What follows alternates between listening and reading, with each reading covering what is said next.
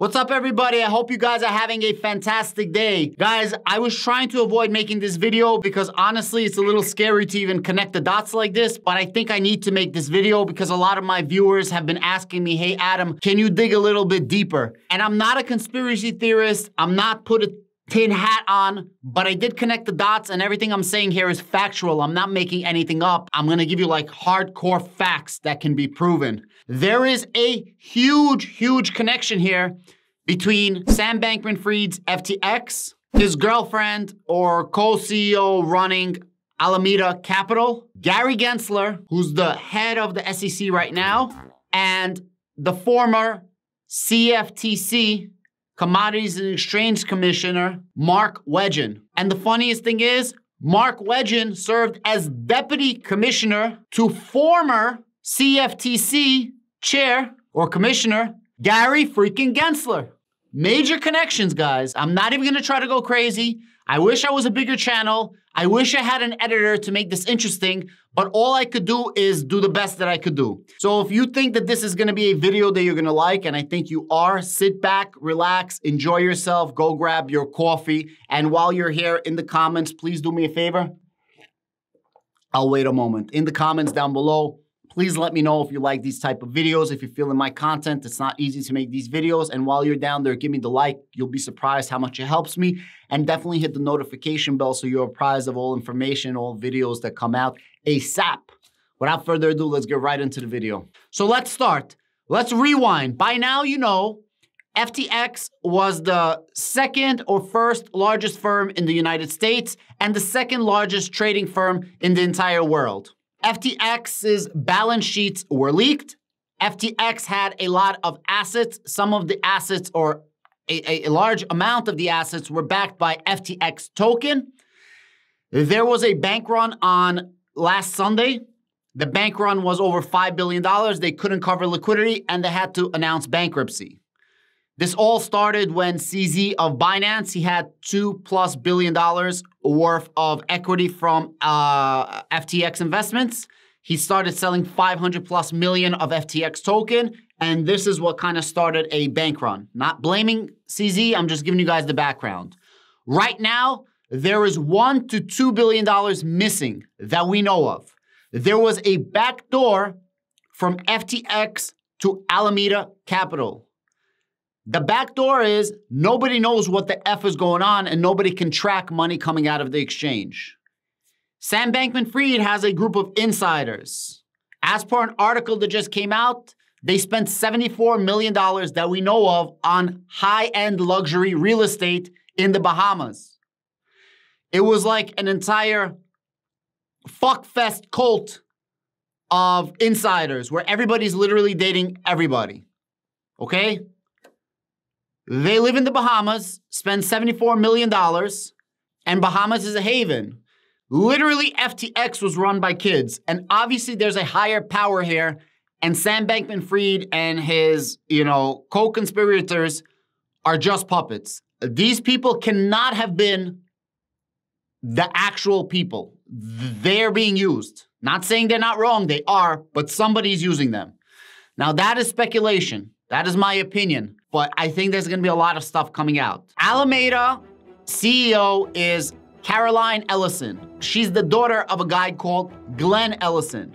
Glenn Ellison was the economy department head at MIT. Gary Gensler, who's the current SEC commissioner, worked in the director's office and a lead professor at MIT. And his direct boss was Glenn Ellison, father of Caroline Ellison, CEO of Alameda Capital, and girlfriend of Sam Bankman-Fried. Sam Bankman-Fried went to MIT. Caroline went to MIT. Caroline's dad is head of a department in MIT, who was the direct boss of Gary Gensler, who was a lead professor in MIT. So that's one connection, but it gets freaking crazier, guys. Sam Bankman-Fried is the CEO of FTX. Sam Bankman-Fried's mother, she is a professor at Stanford, graduated from Harvard. She's the founder of or co-founder of a thing called Mind the Gap. And Mind the Gap is a super PAC. What is a super PAC?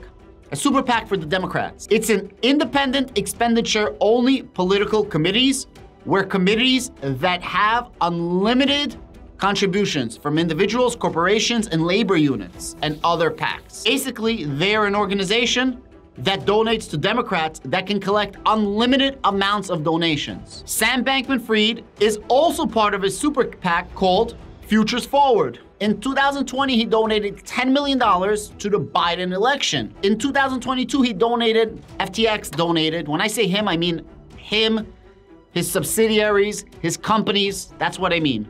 So sometimes I mess up on the words.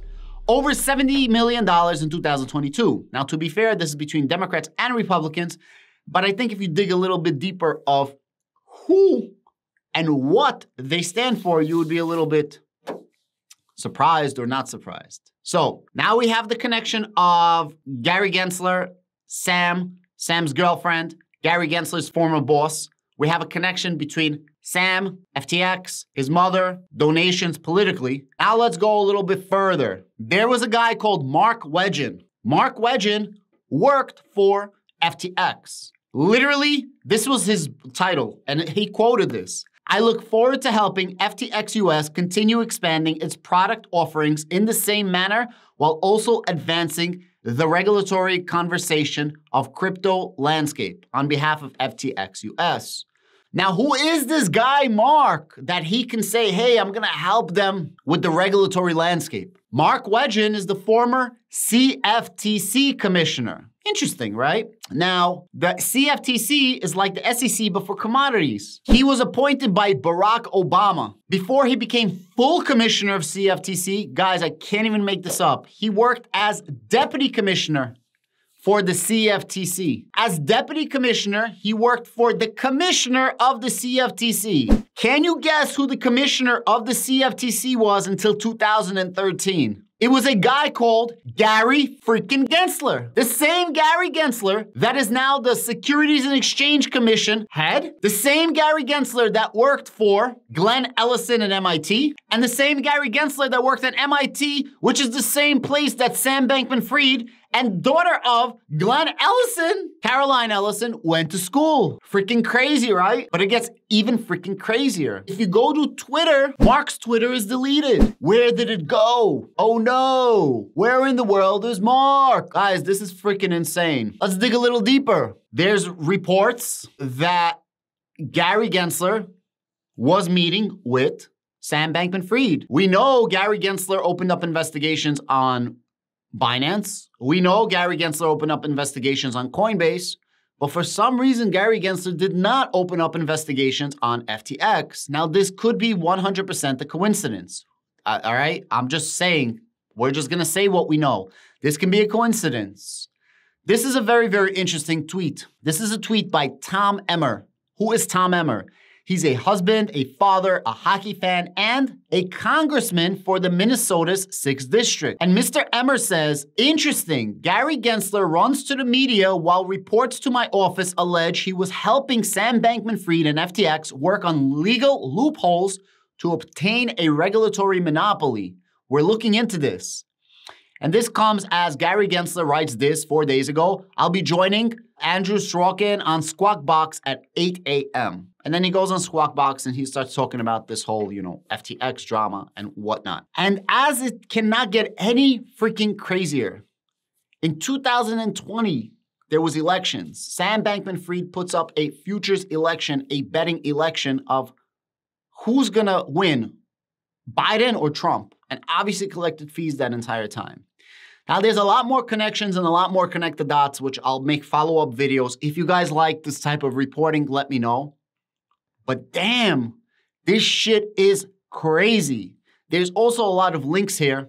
The donations to Ukraine from the United States government and other people was going through FTX. And FTX was a partner of Fund Ukraine, Ukraine Initiative, the fundraiser. And the rumor is money came in, money came out, money came back in, and then money came back out. And either directly funds were used for donations, but most certainly fees collected on donations and going through were used. You collect a shit ton of fees. And if we're talking about hundreds of millions and billions of dollars going through an exchange, those are fees that are continuously being collected. We know that Sam Bankman-Fried was one of the biggest donors to the Democratic Party. We know Sam Bankman-Fried's mother is one of the powerhouses for the Democratic Party through the super PAC. We know this, right? I'm not making nothing up. This we know. We know that there is a direct connection to Mark, the ex-commissioner of the Commodities Exchange Commission, and he worked for FTX, and he actually worked as a subordinate directly to Gary Gensler. We know Gary Gensler worked as a subordinate to Caroline, the CEO of Alameda Capital. Her father was his direct boss, okay? Now, I want to say, I am not saying there's anything being done illegally. I am not saying that anything here is nefarious. I am saying that there's a lot of connect the dots crazy shit that is going on. And there are a lot of connections being made between people and people's relationships. Are those relationships good or bad? I'm not saying in this video. All I'm doing is pointing out that there are direct connections between certain people and FTX and all FTX's intertwined, connected craziness. Now, this is literally just scratching the surface. If you dig deeper, and I'm not one of these conspiracy guys, yo, you could go on for days and days and days. This shit is freaking nuts, to say the least. Where does this live cryptocurrency? A lot of people are worried. If you're in an exchange that does not do leverage, that does not do margin, an exchange like a Coinbase, an exchange like a Gemini, an exchange like a Kraken, an exchange like a Bitstamp, and by no means am I advertising them. I'm not doing that. I'm saying if it was me, my personal, not financial advice, purely entertainment education, I would feel more comfortable on exchanges like that. Exchanges that offer you leverage, futures, derivatives, margins, give you crazy returns on your investments, specifically on coins that don't do staking like Bitcoin. Where are they getting the money? If they're offering you staking rewards on Polkadot, Cardano, Algorand, Hedera, I get it. Because they're staking, they're taking a cut and they're giving you the rest. But if they're offering you on Bitcoin, Ethereum Classic, Bitcoin Cash, Dogecoin, where are they making the money? They have to be lending out your funds, which is a risky investment. A lot of companies are going to be giving you proof of reserves. The proof of reserves is reserves of what people deposited into. So a lot of times you're going to see some weird ass crypto tokens that you think are not good. That's their proof of reserves. It's not like a bank. They're reserving. The proof of reserve is the reserves of what people have deposited. So if you have Dogecoin deposited, the proof of reserve is going to show Dogecoin. If you have Bitcoin, it's going to show Bitcoin. The problem with the proof of reserves, this has to be a complete audit. Not just proof of reserves, but proof of customers' accounts and things like that, which gets a little difficult to do because you got to make sure that they actually match up, right? Proof of reserves, self-proof of reserves is only part of the picture. And some exchanges are using proof of reserves. They're taking a screenshot and then they're getting rid of their proof of reserves. So that's not good either. Guys, thank you so much. Please give me the likes. Please give me the shares. Please give me the subscribe. And I really appreciate it. Let me know if you guys like this type of detective work. Have a great day.